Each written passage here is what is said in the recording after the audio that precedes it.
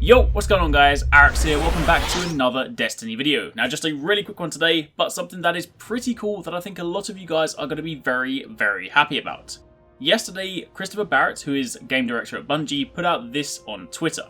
Wouldn't it be cool if you could pick whether you wanted armor or weapons from faction packages? Hashtag Rise of Iron. And if you then take a look at the attached image, you can see that upon reaching a faction rank up where you normally get to your package, you now have the option to choose the package that you want. You can see that they are hovering over the New Monarchy weapons package here, but there would also be one for armor. Truth be told, I'm not entirely sure what the third one will be. If you have armor and weapons, whether the third one is maybe a choice of shader or ghosts. I know for a fact it's not class items because there was a follow-up series of tweets. Christopher Barrett then put this out saying Rise of Iron updates like rep package choices, classic class items, shader changes, etc. brought to you by the amazing V-Dollbound BNG. And if you then go to Victoria's profile, she then put out a follow-up tweet saying that in Rise of Iron, class items in packages are in addition to, not in place of armor or weapons. Yes, this means Arekkz too. And the reason I said class items is because she then put a follow-up tweet saying, of course I made a typo, class items not ghosts. So, going back to the original tweet, this is in Rise of Iron, if you get a class item, it won't then be instead of a piece of armor, nor will it be instead of a weapon. If you get a class item, it will be on top of the item you got in the package. And because that applies to Arekkz, I would imagine it would also apply to, say, Vanguard packages. Of course, we don't know that for sure, because right now all they've said is faction and Arekkz.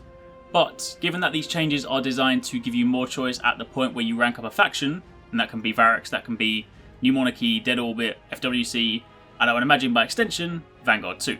Either way, this is going to be super cool because again, if you guys are chasing something in particular, whether that be a weapon, whether that be a piece of armor, or something else like that, then at least you do have some more choice. And also, if we then jump back to the image for a second, you can see that if you look in the background, right at the bottom, there are of course New Monarchy ghost shells for sale, because of course there will be some more ghosts available in Rise of Iron, plus there are some additional armor pieces that are further down, and they are of course the chroma armor pieces. So, you will also be able to buy the chroma gear straight from the vendors. That's pretty much it. It's just a really quick video today. I thought I'd update you guys on that, especially if you don't have Twitter, then this is of course some of the stuff that just goes straight to Twitter and not necessarily through things like Game Informer.